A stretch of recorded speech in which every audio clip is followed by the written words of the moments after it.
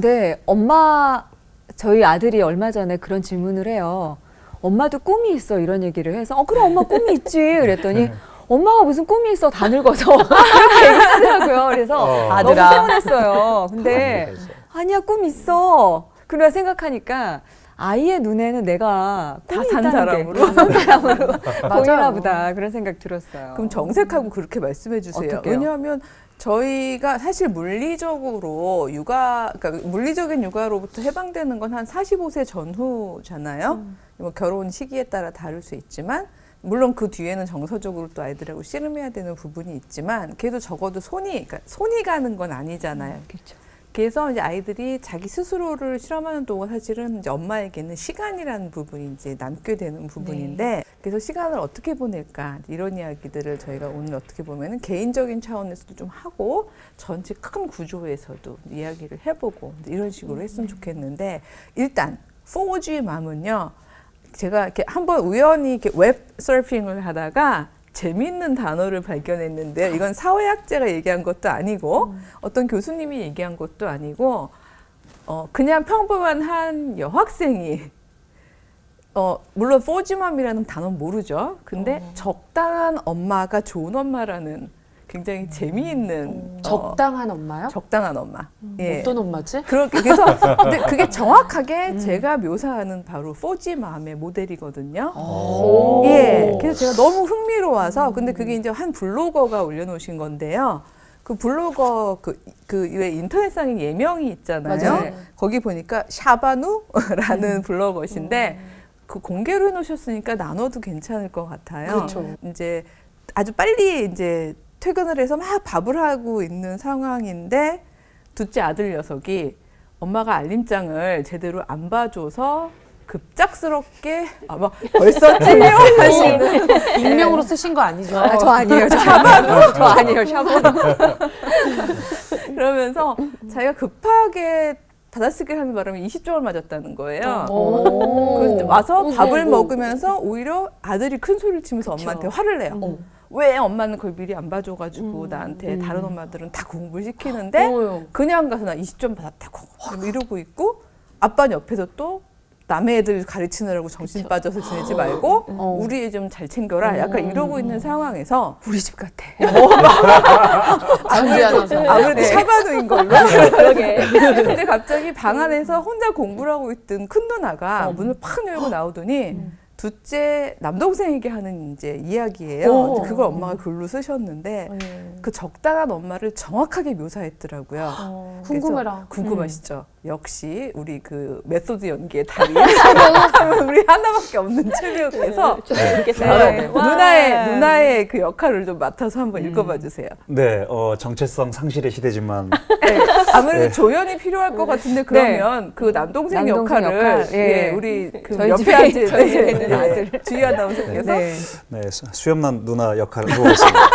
네.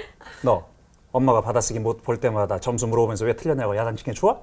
엄마가 네 물건 못 챙긴다고 화내고 잃어버린 물건 당장 찾아내려고 하면 좋겠어? 그럼 네가 스스로 해. 이게 다 엄마 작전이야. 엄마가 무심한 것처럼 해서 네 스스로 도를 깨닫게 하는 거라고. 이 단계가 조금 지나고 나면 네 살 길 네 스스로 찾아야겠다는 생각이 들기 시작할 거야. 내가 엄마만 믿어서는 이 험한 세상을 살 수 없겠구나. 엄마가 다 되었다고 고개를 끄덕여도 다시 한번 가방을 확인해보는 습관을 가져. 누나 말 명심해. 네가 살려면 엄마한테 기대지 말고 정신 똑바로 차려. 정 급할 때만 엄마에게 가끔 물어봐. 그냥 급할 때가 아니라 정 급할 때다. 그 정도로 외면할 사람은 아니야. 와, 누나. 오, 굉장히 정말 날선. 아니 이거 여기에서 넘어갔어요. 세심한 연기. 아니, 제가 안 웃으려고 했는데 되게 혼나고 있는데도 너무 정말 몰입을 해가지고. 근데 남동생 그 글에 본 남동생이요. 그 적당한 그러니까 엄마가 듣다 보니까 이게 엄마 칭찬이 아닌 거예요. 그쵸. 그리고 엄마 편을 들어주는 것 같지도 않고. 그러니까 야, 너 내 편 들어주는 거 맞아 지금? 왠지 나 디스하는 것 같다. 그러고 아니야 엄마, 나 엄마 편 드는 거 맞아. 이러더니 내가 좀 커보니까 적당한 엄마가 굉장히 좋은 엄마더라고. 이런 철들었다. 네, 왜냐하면 그 적당한 엄마라는 표현을 썼더라고요.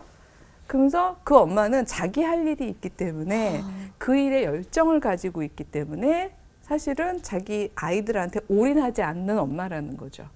그렇다고 아이들 내팽개치는 건 아니고 그렇죠. 아까도 그 얘기했지만 그 정도를 외면할 사람은 정급할 때. 정급할 때 손을 내밀면 어른으로서 그리고 보호자로서 책임져 줄 수 있는 엄마. 그렇지만 웬만한 일들은 혼자 스스로 할 수 있게 하는 엄마. 그 언젠가도 제가 신석기 이야기를 했지만 신석기 시대는 30대 후반에서 40살이면 이미 인생이 이제 끝나는 마당이고 아까 아드님 말처럼 다 살아서 다 산 존재이지만 우리는 앞으로 어떻게 말하면 지금만큼을 또 살아야 되거든요. 글쎄요, 이게 행복인지 불행인지 그건 잘 모르겠지만 저는 꿈이 있다면 행복인 것 같고, 맞아요. 그렇죠? 저희에게 그 미래를 향한 나로서의 꿈이 없다면 그렇다면 그건 정말 시간과의 전쟁이 되겠죠. 왜냐하면 육아기를 이제 어느 정도 이제 벗어나게 되니까 45살 전후로는 그러고 난 다음에 뭐 할 거냐고요. 계속해서 사실 건강하게 잘 자란 아이는요, 궁극적으로는 엄마를 떠나야지 성공한 거잖아요. 부메랑 퀴즈가 자꾸 돌아오는 건 아니죠. 육아로서는 그쵸. 실패잖아요. 근데 돌아온다고 기뻐하는 70, 80대의 엄마가 된다는 것보다는 훨훨 날아서 본인으로 살아가는 모습을 보면서 빈 둥지 증후군이 아니라 뿌듯함과 더불어 내 삶을 살아내는 그런 엄마가 사실은 4G 맘인데 그렇다면 지금 이 육아기 동안에도 사실은 천천히 그러나 계획적으로 나되기를 완전히 접지 않도록 준비할 필요가 있는 거죠. 시간과의 전쟁 얘기하셔서 그런데 정말 육아기에는 시간이 없어서 전쟁이잖아요. 맞아요. 네. 그게 나중에는 시간이 남아서 전쟁이군요. 그렇죠. 시간이 남는데 뭘 해야 될지를 모르는 거예요. 왜냐하면 그동안 올인을 했던 게 육아였는데 아이들은 어느 순간 이제 엄마의 손이 필요 없고 오히려 엄마가 손을 내밀면 귀찮아지는 순간이 오는데 그건 정상이거든요. 그리고 잘 키우신 거죠. 그렇죠. 20살 때 내가 계속 엄마의 손을 요구하는 건 그건 잘못 키운 거잖아요. 맞아요. 근데 그 잘 키우고 난 뒤에 그 허전함을 어쩔 거냐는 거죠. 백화점 다녀야 되나요? 그러니까 차라리 경제력이 있어서 백화점을 다녀줄 수 있으면 계속 어슬렁어슬렁하면 집사님이에요? 뒷모습이 익숙해요. 그러니까 제 친구 한 친구는 그런 표현을 쓰더라고요. 그 사실 시간과의 전쟁이라는 말은 그 전업주부로 성실하게 천상 소명형으로 살았던 제 친구가 했던 말인데요. 소영아, 나는 매 순간이 시간과의 전쟁이야. 하루를 어떻게 보내야 될지 모르겠어. 시간이 남아서요? 그렇죠. 왜냐하면 아침에 이제 소위 이제 고등학생 아이들을 둔 그리고 맞아요. 하나는 큰 아이는 그렇다. 대학생인데 그러니까 아이들이 새벽에 나가고 나면 밤 늦게 돌아오잖아요. 그 천상 소명형으로 그동안은 집을 지켰었는데 남편도 늦게 들어오고 혼자 집에 있는 거잖아요. 그리고 특히 이제 이 소위 중년 이후의 엄마들의 경우에는 경제적인 상태가 항상 똑같은 건 아니거든요. 그렇죠. 예, 그렇다고 뭐 동창들이 모여서 동창회를 한다고 해도 그게 또 이게 여러 가지 역학이 있답니다. 여기서 다 밝힐 수 없는. 그렇죠. 맞아요. 예, 그래서 오고 가는 이상한 그 예, 관계가 왜냐면 유명한, 여고 때나 대학교 때는 비슷했는데 엇비슷했는데 삶 자체가 매우 달라지다 보면 그게 이렇게 공동체가 어울려서 같이 또 시간을 보내기도 쉽지 않고 결국은 왜 우리가 초반에 맘충이라는 굉장히 충격적인 단어를 썼습니다마는 주변 사람들이 볼 때 왜 저렇게 도움이 안 되면서 소위 그 벌레라는 단어를 그 끔찍한 단어를 붙일 정도로 왜 자꾸 우리한테 글쎄요 그 너무 미안한 말이에요 기생하지 이런 시각으로 비춰주는 건 너무 슬프잖아요. 그렇죠. 정말 천상소명으로 살아왔는데 그래서 오늘은 어쩌면 천상소명이나 지상명령 혹은 무한 책임으로 살아가는 엄마들이 더 귀를 쫑긋하고 들으셔야 될 것 같아요. 왜냐하면 어느 정도 일을 가지고 있는 엄마들은 그래도 일을 이어가실 수 있는 여지가 있는데 맞아. 왜냐하면 이 제가 얘기한 새 엄마들은요 나의 꿈은 네가 잘 되는 거야. 맞아. 애기한테 집착하게 되죠. 이제 이래 왔었기 때문에 이 친구들이 잘 되고 난 다음에도 그 허전함이 굉장히 큰 거고요. 또 잘못됐다는 표현이 우습지만 자꾸 내게로 돌아오게 되면 또 그 엄청난 부담감. 근데 그런 걸로 힘든 분들이기 때문에 사실은 적당한 엄마가 된다는 것은 아이들한테 그만큼 여지를 주고 엄마를 믿지 마. 그래서 자기 삶을 자기가 스스로 개척하게 해 나가면서 정 급할 때만 손을 잡아주면서 사실은 나의 꿈을 차근차근 이루어 가셔야 하는 거죠. 꿈이라는 거 졸업하면서 사실은 꿈이 뭐야라는 질문은 어렸을 때 많이 받아보죠. 엄마들한테 꿈이 뭐세요? 이런 질문 서로 안 하는 것 그리고 같아요. 네. 이제 직업을 가졌던 주변의 친구들, 예를 들어 뭐 승무원이나 아나운서 했던 친구들은 뭐 다시 복직하지 뭐 다시 아나운서 관련 일 하지 뭐 이럴 수 있는데 그런 게 아니고 대학 졸업하고 그냥 일반 회사 다니다 결혼한 친구들은 진짜 나 뭐 하냐? 이렇게 고민한 친구들 굉장히 많거든요. 그렇죠. 왜냐하면 그냥 왜 제가 문화적 전제 얘기했었지만 원래 그런 거지라고 생각해서 결혼 후에 내 꿈은 아이들이지 그렇지. 라고 생각하고 난 뒤에 오는 그 엄청난 긴 시간 거의 30년, 40년의 시간 동안에 그 시간을 나로 살아가시려면 사실은 4G 맘은 나의 꿈이라는 부분을 심각하게 생각해 보셔야 되는데 하나 주의를 드리고 싶은 거는 꿈이 곧 직업은 아니라는 거예요. 맞아. 맞아요. 예, 근데 맞아요. 많은 경우에 이게 어. 꿈이 직업이라고 생각하시는 경우도 그럼 뭐 있어요. 되려고 하죠. 예, 뭐 돼야 될 것 같아. 두 가지 자리 어떤 이렇게 명함이라도 줄 수 네. 있는 그런 직업이어야 된다는 생각과 그다음에 두 번째는 그게 수입으로 이어져야 한다는 생각을 하시죠. 근데 물론 궁극적으로는 나중엔가 언젠가는 수입으로 이어질 수 있는 어떤 자원이 될 수는 있겠지만 그게 처음부터 꿈이란 그렇잖아요. 꿈이란 것은 어떤 돈으로 환산할 수 있는 것도 아니고 예 그리고 그게 어떤 자리에 대한 게 아니잖아요. 어떤 분이 강의하시는데 꿈이라는 게 우리가 자꾸 명사로 생각해서 그러는데 동사가 돼야 된다 이런 얘기를 하시던데. 그렇죠. 오, 예. 그런 것 그래서 같아요. 사실은 지금 우리가 아이들 눈엔 다 살아 보이겠지만 사실은 이 시간에 제가 그런 시간을 한번 이렇게 드리고 싶은데 지금 나도 이 시점에 나도 사실은 꿈이 있단다 이런 이야기를 이제 가족과 남편 혹은 엄마 아내에게 이야기를 해줄 수 있으면 좋겠다는 생각이 들었던 게요. 저 같은 경우에는 제가 어렸을 때 그게 어렸을 때의 꿈이었는데 저는 이제 목회자 가정에서 쭉 자라면서 아주 꼬마 때부터 그 질문을 너무 많이 받았어요. 그러니까 그냥 목회자 자녀다 보니까 성경을 다 안다고 생각하니까 사람들이 자꾸 애들이 저한테 막 물어보는 거예요. 막 뭐 지들이 모르는 건 다 물어봐요. 성경 이야기를. 그러니까 어린애가 뭘 알겠어요? 그러니까 막 힘들게 대답해 주다가 제가 꿈을 가지게 됐죠. 어렸을 때. 하나님, 저는요, 제가 만난 하나님을 정말 잘 설명하고 싶어요. 사실 그게 제 꿈이었어요. 정말 잘 설명하고, 재밌게 설명하고, 요점만 쏙쏙 설명해서 사람들이 하나님을 잘 알게 하는 그런 일을 하고 싶어요. 근데 사실 그게 제 꿈이었거든요. 야무지다 꿈이. 상황상의 환경상 네. 어쩔 수가 없었죠.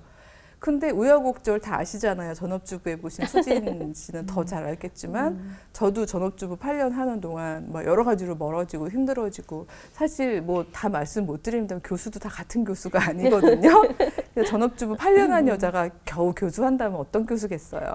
그러니까 정말 성실하게 노력하지만 관계노동을 하는 만큼은 또 이 직업 영역에서 많이 힘들어지고 그래서 노력한 만큼 결과가 안 나오고. 그래서 한 2, 3년 전인가는 이제 회사가 아니라 예, 학교에서 제가 제 나름대로 이제 자리 부분에 있어서 너무 실망스러웠던 경험이 있었어요. 그래서 울적해가지고 옛날 걸 뒤지는데 어머나 제가 24살 때 했던 어떤 꿈 이야기가 이렇게 우와. 기록된 게 있더라고요. 근데 근데 읽어보면서 맞아, 난 이런 꿈을 꿨었지. 그건 자리가 아니었지. 이런 생각이 들면서 그러고 보니까 돌이켜보니까 저는 그 꿈을 계속 살아가고 있더라고요. 아까 동사란 말씀을 하셨는데 어머 그러네. 나는 어딘가에 서서 내가 만난 하나님을 사람들에게 전하고 있네. 그럼 난 지금 꿈을 이루어가고 있는 중이네. 이런 생각 드니까 너무 감사하고 은혜가 넘치더라고요. 그래서 내가 왜 이걸 자리라고 생각했을까? 이런 생각을 하면서 이제 마음을 다시 다잡았던 이제 그런 순간이 있었는데 그래서 네 분께 부탁을 드리고 싶은 게요. 아마 한 10년쯤 뒤에 10년쯤 뒤에. 예, 이 영상을 보면서 우와 그때 내가 나눴던 나의 꿈을 난 아직도 살아가고 있구나. 살아내고 있구나 하는 거를 확인하시게 입으로 시인하시고 선포하는 자리네요. 선포하고 네. 그 비전을 가지고 그리고 가족이란 서로가 함께라는 이름이라고 했잖아요. 가족들도 엄마의 꿈을 알게 하시고 그걸 위해서 10년 동안 함께 노력하는 그런 가족 구성원이 되었으면 하는 의미에서 1분 스피치 시간을 드리려고 해요. 와 진짜 수강생들 정말이에요. 네, 그러니까. 그래서 어떤 분부터 하시겠어요? 나이 순으로 나이 가나요? 순으로 나이 나이 그래 순- 나이 많은 중. 여기서 나이가 밝혀지나요? 느낌으로 이건 뭘 꼭 나이 순으로. 아, 예, 예. 그럼 그냥 이렇게 돌죠. 시계 돌죠. 방향으로. 예, 이건 절대로 나이 순이 아닙니다. 예, 예. 네. 아, 이거 쑥스럽다. 네, 저는 저 꿈보다 이제 제 아내의 꿈, 10년 후의 꿈에 대해서 얘기를 하면 몸짱 아줌마로 우와. 계속 남아 있으면서 계속이란 말은 지금도 문자. 지금은 살짝 좀 쪘는데요. 네, 그리고 네, 셋인데. 목공 쪽을 배워보고 싶다고 그러더라고요. 그래서 그거를 할 수 있도록 최대한 좀 도움을 주고 싶은 게 또 저의 꿈이고요. 우와. 10년 뒤에 제 꿈은 뭐 지금도 하는 것처럼 제 와이프 얼굴 뜯어먹고 사는 거. 여기 뭐 이거 뭐죠? 뭐지 없어요?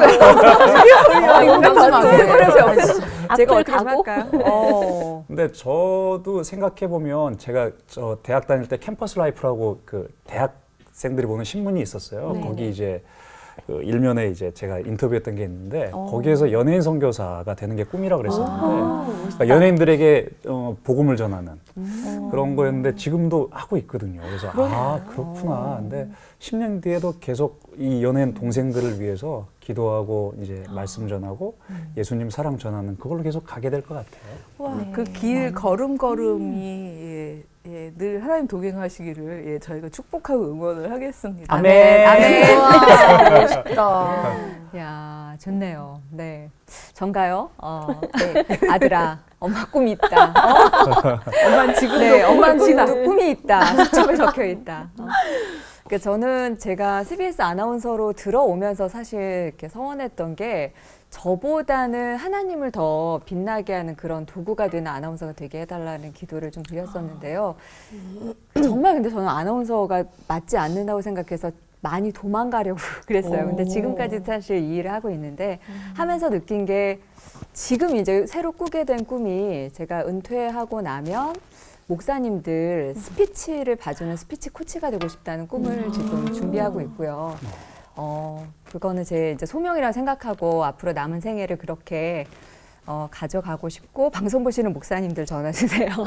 스피치 어려움을 겪으시면 그리고 개인적으로 꾸는 꿈은 남편하고 세계 여행하는 꿈. 그래서 저희 거실에 지도가 붙여져 있거든요. 근데 빈 지도예요. 색깔이 없어요. 그리고 저희가 갔다 온 지역만 색연필로 이렇게 칠하고 있는데 아직은 몇 개 없어요. 근데 은퇴하고 나면 그 세계 지도에 색깔의 색연필로 다 채우는 거. 멋있다. 그게 제 세상에. 꿈입니다. 나중에 한 10년 네. 뒤에 인증샷 네, 가득하게 10년 뒤에는 못 할 것 같고요. 아, 그때부터 10년, 시작. 그때부터 시작해야죠, 이제. 네. 유주 씨. 네, 제 차례군요. 제가 10년 뒤 꿈이라고 하니까 일단 아이들부터 생각하게 되더라고요. 우리 첫째 예수님의 종이란 이름을 딴 예종이는 중학생이 되고 네, 지금 이제 4살 됐는데 파란색밖에 모르는 우리 아들 중학생이 되고 그땐 넌 많은 색을 알고 있겠지. 그리고 우리 둘째 기쁨이는 11살이 되더라고요.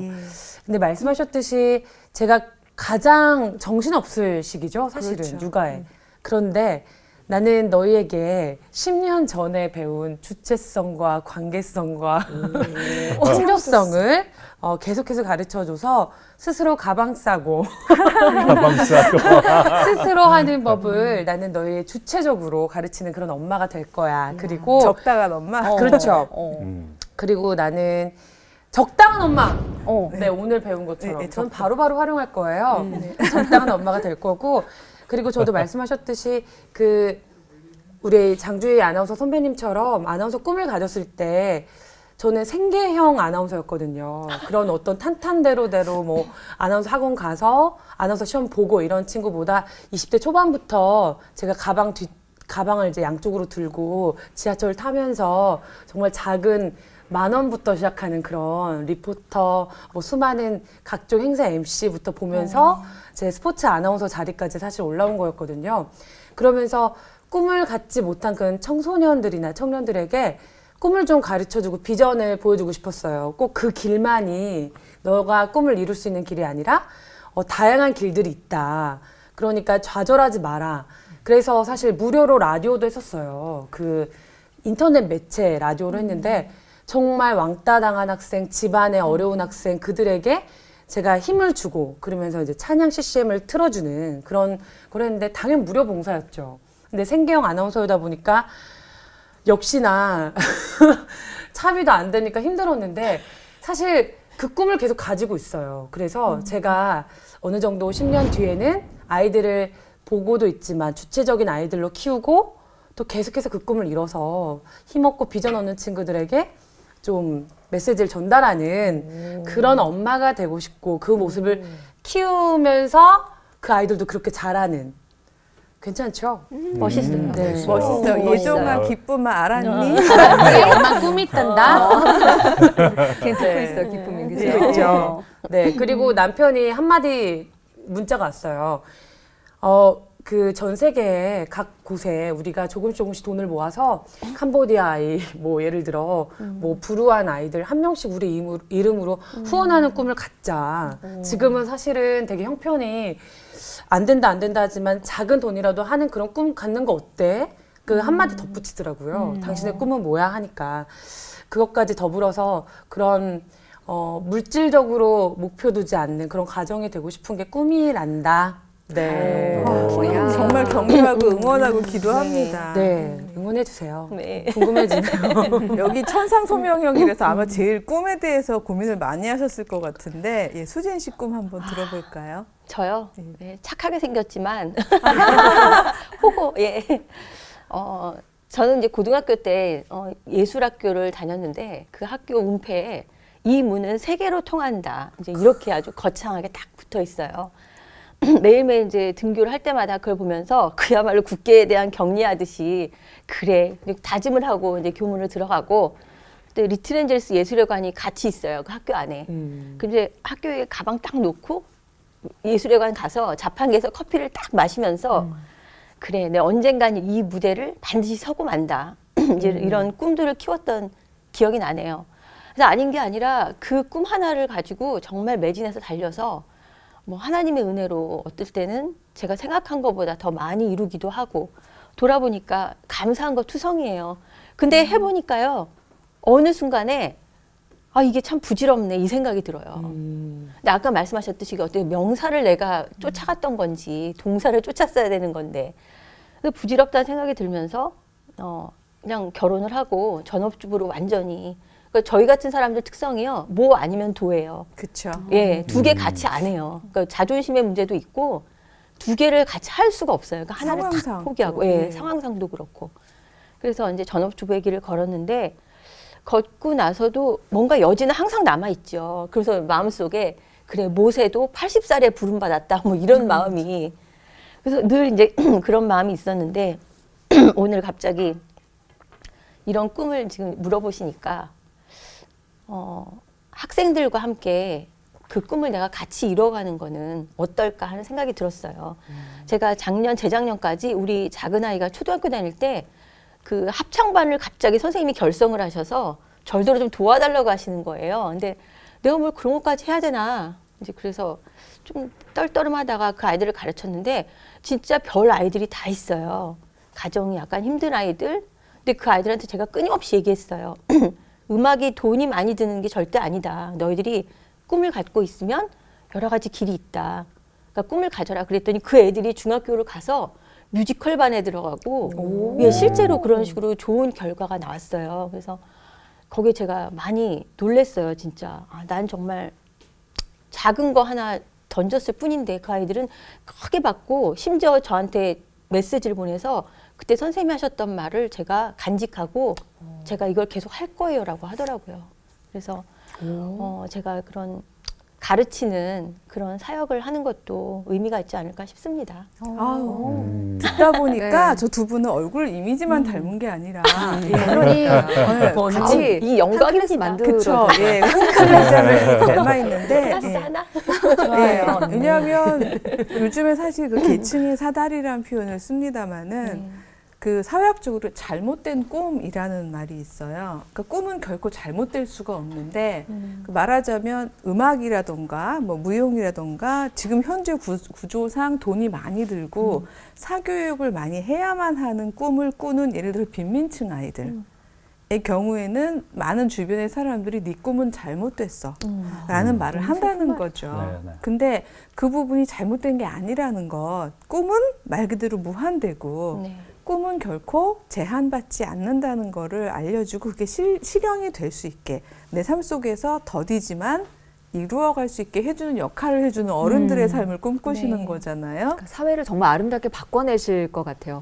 그렇죠. 그죠? 그래서 그런 꿈은 정말 그 하나님도 귀히 보시고 10년 뒤에 능히 이루어 주실 거라는 예, 확신이 들고요. 무엇보다도 이런 아멘. 신앙적인 예, 아멘.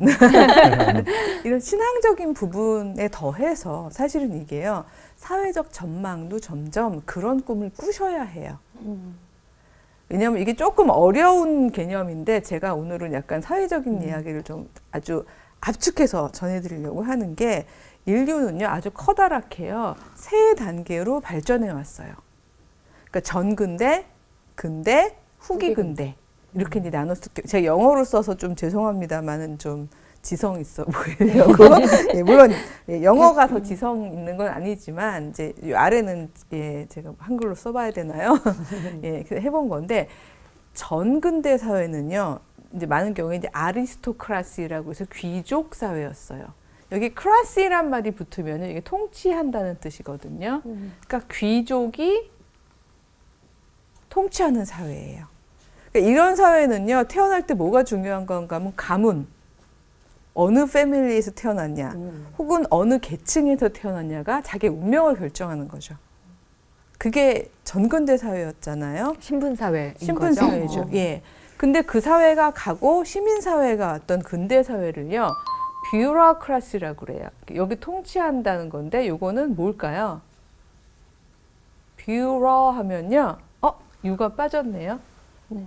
뷰러해서 뷰러 하면요. 이게 불란서 말로 프랑스 말로 사무용 책상을 의미해요. 그러니까 사무용 책상이 통치하는 시대라는 거죠. 사실 우리는 그 끝자락쯤에 와 있기 때문에 아주 저희가 자리에 대한 욕심을 갖는 거죠. 왜냐하면 그 데스크 말이에요. 앞에 사장님, 뭐 교수님 이런 타이틀이 있는 그 자리를 꿈꾸기 때문에 우리는 왜냐하면 그 자리가 통치하는 거예요. 그 자리에 누가 앉느냐가 중요한 거죠. 단 그 자리는 제한되어 있잖아요. 그러다 보니까 많은 뚜레이지 맘들이 그 제한된 자리에 내 아이를 앉히기 위해서 계속 내달리신 거잖아요. 근데 우리가 알아야 하는 사회학적인 변동은요. 이 뷰로크라시는 점점 기능을 못하고 있고요. 이제 우리 후기 근대에서 앞으로 통치할, 크라시는 이미 다 아시게 됐죠? 바로 통치한다라는 의미인데 앞으로 통치할 힘의 근원은 메리트가 뭘까요? 메리트. 재능이거든요. 네. 탤런트, 내가 가진 재능. 그러니까 내가 가지고 있는 나만 잘할 수 있는 것. 바로 그게 통치하는 사회가 올 거라는 거죠. 실제로 오고 있고요. 지금은 이 두 가지가 좀 겹쳐 있는 상황인데요. 근데 이제는 자리만 가지고는 그 사람은 통치권을 가질 수가 없어요. 왜냐하면 이제 뭐 더 깊게 들어가게 되면 너무 복잡한 이야기이기 때문에 이제 생략을 합니다만은 이제는 어느 자리에 있건 어느 위치에 있건 메리트, 내가 가진 재능이 그게 힘을 가지고 권위를 가지고 통치할 수 있는 사회로 지금 이전 중이에요. 그렇기 때문에 그 어떤 때보다도 우리가 가져야 되는 능력은 이 자리를 향해서 자꾸 밟고 너를 넘어뜨리고 밟고 올라가는 그런 마인드가 아니라 내 안에서 난 뭘 제일 잘할 수 있나? 무엇을 가장 하면 이걸 통해서 나의 메릿을 통해서 많은 사람들에게 유익을 끼칠 수 있나? 사실 이 부분을 보셔야 되는 거거든요. 맞아. 예. 근데 정말 자리라는 데에 집착을 하게 되면 그 자리에 올라가면 끝이라고 생각하지만 자리는 계속 주인이 바뀔 수 있잖아요. 그렇죠. 근데 메리트는 내가 갖고 있는 거기 때문에 맞습니다. 어디든 갖고 다닐 수 있을 것 같아요. 정말 좋은 포인트세요. 맞아요. 예. 왜냐하면 자리에는 이 자리에 올라가고 난 다음에는 꿈을 이뤘다고 생각하시거든요. 근데 꿈은 동사라는 말씀이 굉장히 중요한 게 꿈은 다 이룬 엔딩이 아니죠. 사실 우리가 마지막 호흡을 다할 때까지는 우리는 계속 그 꿈을 걸어가는 사람들이잖아요. 근데 메리트를 가지고 있는 한은 우리는 계속 그 꿈을 살아내는 거죠. 그래서 자리를 차지하기 위해서 우리에게 필요한 부분이 이 풀 네임은 자막으로 나갈 것 같은데요. 제가 시간 관계상 understanding 어떤 정보가 주어지면 이해하고요. 그다음에 information 즉 이 정보를 누가 더 많이 알고 있냐 그리고 이걸 얼마나 치밀하게 세심하게 이해하고 외우느냐 이걸로 자리를 차지하는 세상이었다면 이 메리토크라시는요. 이 재능을 만드는 데 있어서요. 인포메이션이 아니고요. 퍼셉션이라고 얘기해요. 퍼셉션은 통찰력이에요. 이게 바로 지난번에 얘기했던 리플렉시브 레셔널리티하고 겹쳐지는 거죠. 이 통찰력이라는 건 그냥 단순한 정보가 아니라 내가 뭘 외워야 하고 뭘 받아들여야 되고 뭘 버려야 하고 뭐에 집중해야 하고 이제 하는 이런 통찰력을 가지는 거고요. 두 번째 단어는 이건 또 굉장히 고급 단어인데요. 이건 좀 적어드릴게요. 잊어버릴 것 같아요. 그죠? 그러게 말이에요. configuration. 이거 되게 어렵죠?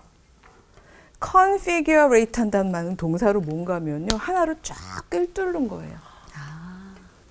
그러니까 내가 가진 그 모든 나의 삶의 경험들, 나의 지식들, 나의 깨달음 이런 것들을 나의 하나의 일관된 꿈으로 쫙 꿰뚫는 거. 마치 목걸이를 만들듯이요. 구슬이 뭐 서말이어도 꿰어야 보배라는 왜 우리 그런 옛 속담이 있듯이 하나를 쫙 꿰어놓는 능력을 이걸 configuration이라고 하는데 바로 이런 능력이 이제 필요하다고 미래학자들이 얘기를 해요. 요 단어 두 개는 이제 피터 드루카우라는 사회학자가 쓴 말인데 그러니까 이런 능력을 가진 메릿을 가진 재능 있는 인간이 21세기에 나로서 자기 삶을 창조적으로 살아나면서도 더불어 사는 사회를 만들어갈 수 있다는 것이 사실은 사회학자들, 여러 사회학자들, 미래학자들이 하는 이야기죠. 그러니까 이런 삶을 살기 위해선 자꾸 내 메릿을 가져야 하는 거거든요. 근데 이 메릿이라는 게 육아기를 예를 들어서 한 10년 정도 육아기를 마치고 갑자기 그때부터 나의 메릿을 찾아보겠어. 이렇게 하게 되면 갑자기 생기는 게 아니잖아요. 맞아. 예. 그러니까 사실은 육아를 하기로 결심하지만 많이 한 엄마들조차도 만약 그게 10년이라면 10년 동안 나의 시간을 떼어내고 가족의 협조 아래서 맞아요. 혹은 뭐 지역사회나 여러 가지 협조를 통해서 차근차근 나의 메릿을 끊임없이 끊지 않고 접지 않고 자꾸 만들어가는 게 중요한 거죠. 그래서 사실은 나라가 해주면 제일 좋거든요. 예. 근데 요즘에 보니까 이제 믿을 수가 없는 상황인 것 같은데 적당한 엄마가 아니라 적당한 나라인가요? 그래서 안 되겠다. 우리가 믿으면 큰일 나겠다. 라고 생각하는 시민들에 의해서 사실은 여러 가지 이제 어떤 중간 제도가 필요한 부분도 있고 저는 최근에 이런 제 이제 특강을 듣고는 이건 사례인데요. 너무 재미있는 사례를 하나 아는 게 5 엄마가요. 이건 오호제도 아니고 평소에 늘 아이들을 끼고서 카페에서 놀았대요. 자유부인. 시간, 이 넘치는 시간을 어떡하지? 이제 이러고 지냈던 엄마인데 이 얘기를 듣고 5 엄마가 나이도 비슷하고 아이도 하나씩 있는 그리고 아이들도 비슷한 그 한 24개월에서 36개월 정도 아이가 있는 엄마들이었고 나름대로 고학력 엄마들이었어요. 이 엄마들이 가졌던 사회적 상상력이 뭔가 하면 야, 우리 앞으로 월요말, 화요맘, 수요맘, 목요맘, 금요맘을 하자. 공동육아. 예, 그러네요. 공동육아 그래요. 요즘에 많이들 하고 있잖아요. 저는 그게 포지맘의 한 형태라고 생각하는데 자기의 재능을 살려서 탤런트, 메릿을 살리는 거예요. 살려서 월요일 날은 모든 아이들 5아이가 월요맘네 집에 가 있는 거죠. 그리고 화요일에는 화요맘네 집에 가 있고. 근데 이게 그러니까 저에게 나누어 주는데 윈이더래요. 왜냐하면 하루 힘들게 아이를 보지만 그동안에 내 재능을 활용해서 보는 거잖아요. 그래서 국문과 출신의 엄마는 구연동화를 막 열심히 해가면서 보고요. 또 영어 잘하는 엄마는 그날은 영어로 애들을 막 해주기도 하고 요리 잘하는 엄마는 너무나 잘 먹여서 5 아이들이 막 숟가락으로 머리 쳐가면서 서로 밥을 먹게 하고 그러니까 아이들이 외동이처럼 자라지 않더래요. 그것도 좋겠네. 그렇죠? 외동이처럼 자라지 않고 하루를 온전히 육아에 감당하고 난 다음에 4일을 나를 개발하는 데 쓸 수 있는 거예요. 나라 정책이 들쑥날쑥해도 상관없는 거죠. 왜냐하면 5가족은 헌신을 했으니까. 그리고 또 윈이 뭔가 하면 주말에 돌돌돌 이불 말고 자는 남편이 밉지 않더라는 거죠. 그렇죠. 왜냐하면 주중에 나흘을 나를 위해서 썼기 때문에 남편이 회사에서 그렇게 지치고 초죽음이 돼서 들어온 걸 이해할 수 있는 여력이 생기는 거죠.